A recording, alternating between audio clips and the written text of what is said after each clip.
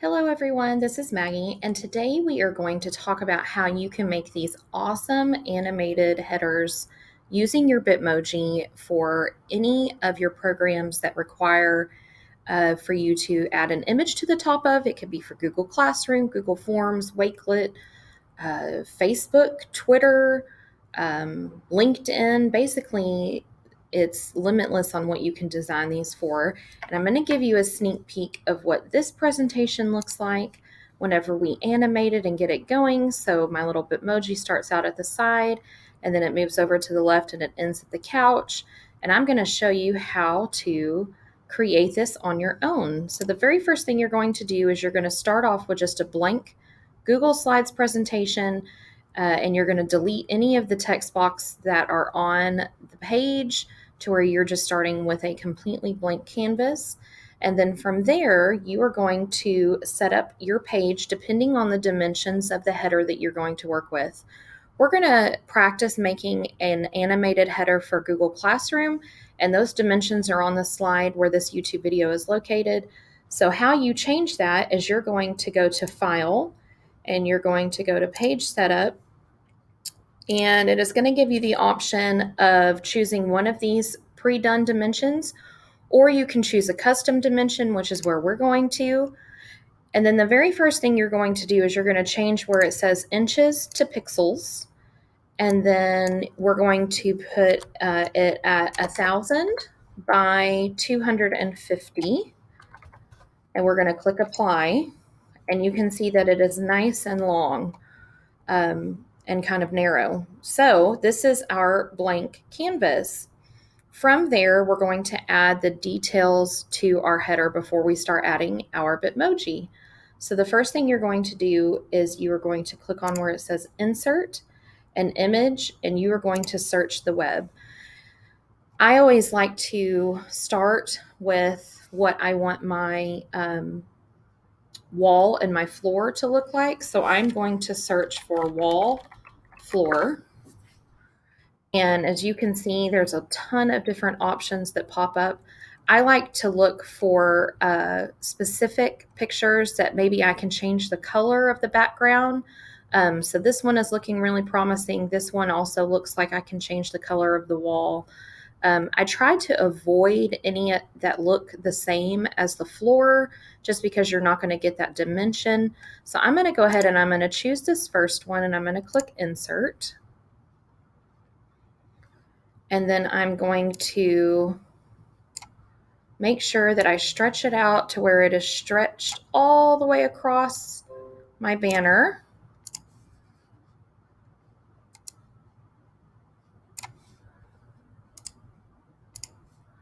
And so from there, you can see that this wall shape is a rectangle. And so I'm able to then insert a shape, and I can insert an additional rectangle over the top of it. And that is how I can change the color of my wall, as you saw on the preview before we got started. So I'm just going to make sure that I'm covering up all my edges. It's a little tedious. You just want to make sure that all of the color from the previous wall color is covered up. And then once nothing is showing, you can then go to your fill button right here, and you can fill it to the wall color that you want. You can choose a custom color. You can choose a bright color, however you want, whatever you want to choose. I'm going to go ahead and I'm going to choose this color because I really love it. And now that we have our floor and we have the color of wall that we want, we are going to start adding some details. So the most important thing to remember whenever you're adding details to your slide is that you want it to be a transparent background. So I am always going to be searching for transparent in the very first search term that I choose, and then I'm going to search for either some type of a chair that my Bitmoji can sit in, or some type of area that my Bitmoji can stand next to. So I'm going to search transparent couch. And these are all of the couches that they have that have a transparent background. So I'm going to go ahead and I'm going to choose this one, and I'm going to click Insert. And so notice that there is no image behind it, and I'm able to kind of move this where I want. Now, because this Google Classroom header is a little bit narrow, in order to make it look like the couch is on the floor, we might have to adjust the size of the couch so that we can move it back. So as you can see, you can just kind of adjust that to personal preference, completely up to you. And now we're going to keep adding some more details. So I'm going to keep that transparent, and I'm going to add a whiteboard because I really love having a whiteboard. And this, any one of these whiteboards are amazing. The reason that I like this one so much is because it is nice and clean. And I'm going to show you how you can get rid of all of these little dots. So the very first thing you're going to want to do is you're going to want to double click on this whiteboard. And when you click on that, you're going to see a darker outlined rectangle with these little black lines all throughout. This allows you to crop this image. So what you're going to do is you're just going to move in those black lines to where they completely get rid of all of the empty space around the actual whiteboard, because we don't want to take those colored paint dots with us into this image. So I'm just going to move them in just a little bit, and then I'm going to unclick out of it, and now it has disappeared. And then I can adjust my size, and I can move my board anywhere onto my page. I can even make it a little bit smaller. And so I'm just going to move it here. And then so whenever you're ready to add text to it, all you have to do is click on the text box, and then you just make a text box inside of your whiteboard, and then you can start typing, and you can change the font and make it look almost like handwriting, however you want to do it. So that's how you can create a whiteboard. And then from there, you're just going to keep searching for more details. Another detail that I really love to use is a window, a transparent window. And I'm going to show you how you can make a background to go on your transparent window to make it look like you're looking outside. So you can choose any one of these windows. I like this window, so I'm going to go ahead and choose it.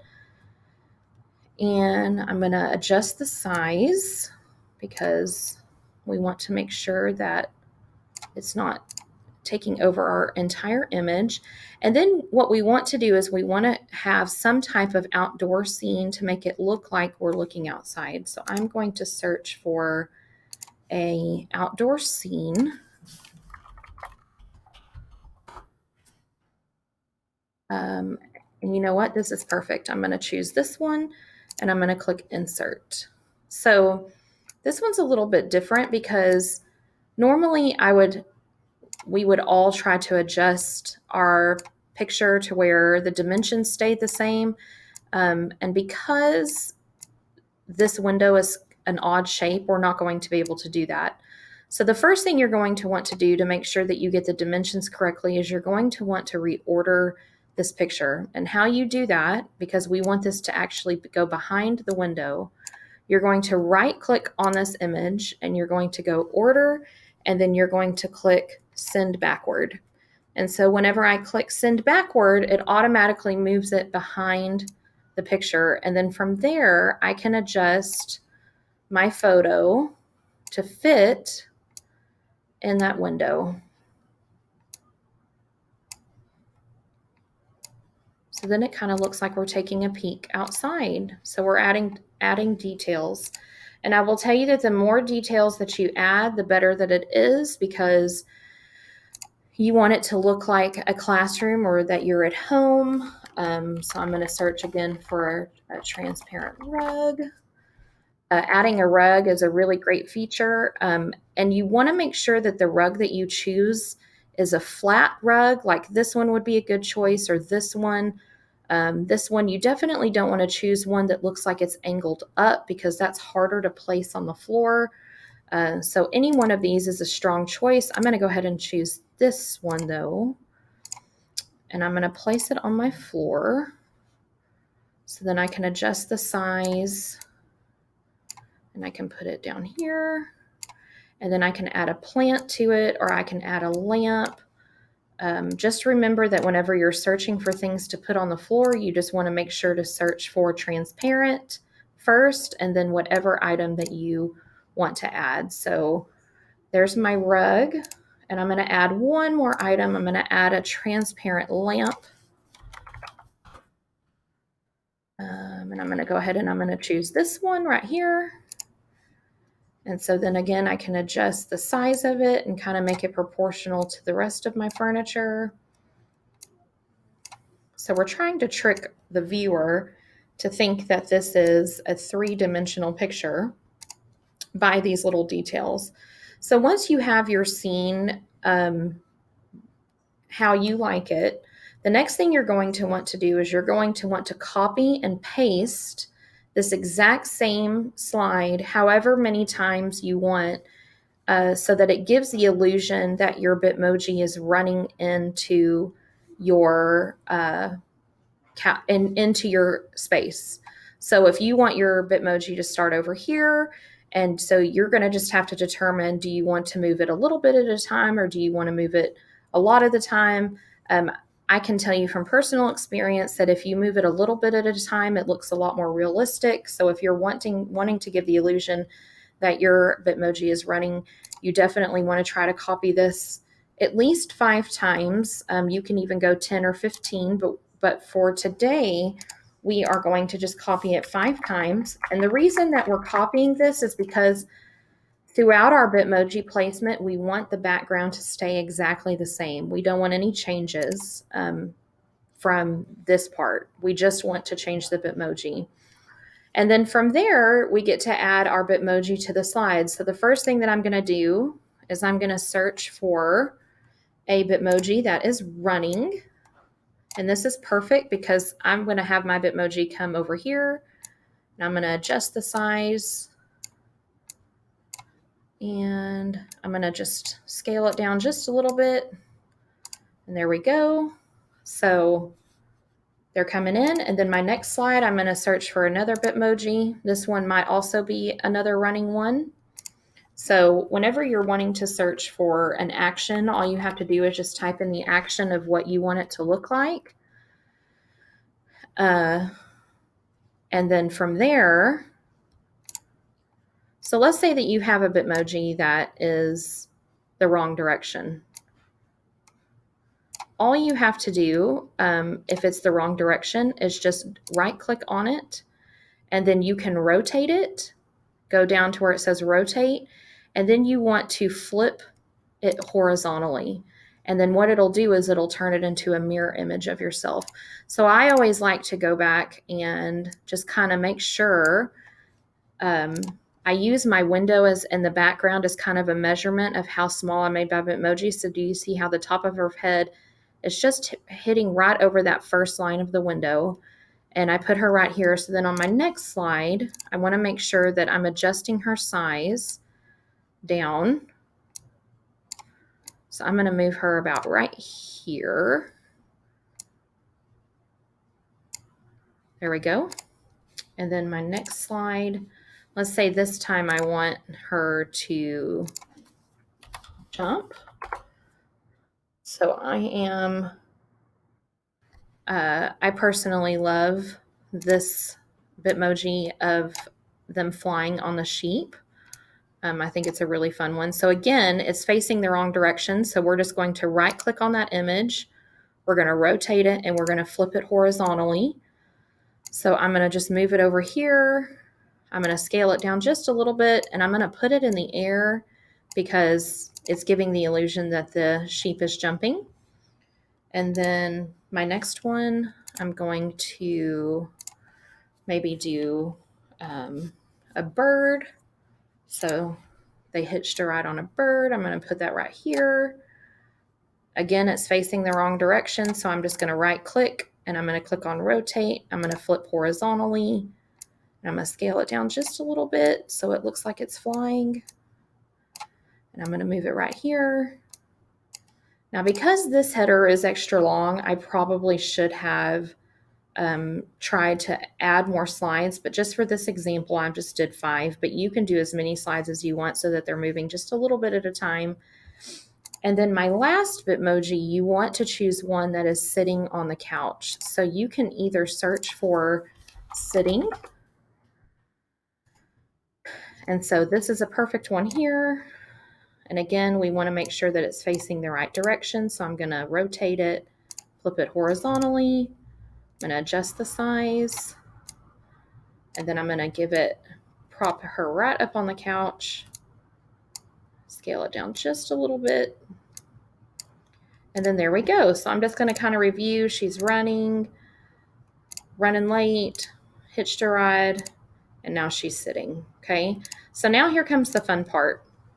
Whenever you are ready to turn this into an animated header, you're going to want to go to the section that says add-ons. Okay. And so on your add-ons menu, you're going to go down to where it says get add-ons. And you're going to search for an add-on called Creator Studio. Okay, and so this is what it looks like. Save slides as a GIF and video file. I've already installed it, but I just wanted to show you that it is done by Creator Studio. So you're going to go ahead and install that. You just click on it to install. And then once it has installed, you're just going to go to your add-on, and then there's going to be an option here that says Creator Studio, and you're going to click Open. And it will open over here to the side, and then it's going to ask you a couple of questions. So it wants to know what the output width in pixels are. So remember, whenever we designed this header, we said that it was 1,000 pixels wide. So I'm going to go ahead and do the same width. And then it wants to know how long do you want it to go between each slide. Now, the faster that you do this, the more animated it looks. So I always start out at 0.5. You can adjust that if you don't like the speed. And then it's going to ask you, do you want to download it as a video, a GIF, an image sequence, a video with audio? You're going to go ahead and click on animated GIF, and you're going to click go. And then once you are there, if you go into your drive, there is going to be a folder that is created. And I'm just going to show you. Once you download that add-on, you're going to see a folder that says Creator Studio. Once you click on that folder, you are going to see your presentation that you turned into. So there we go.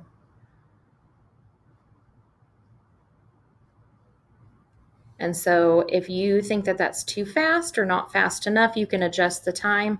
And so every time that you adjust the time here, it's going to create a new video here that you can preview. And then once you've done that, you can download it to your computer and you can add it directly to Google Classroom. And that is that simple. So I hope that this was super fun and helpful for you. And this kind of gives you a way to personalize the products that you're using with your students in digital environments. Let me know if you have any questions. Thank you.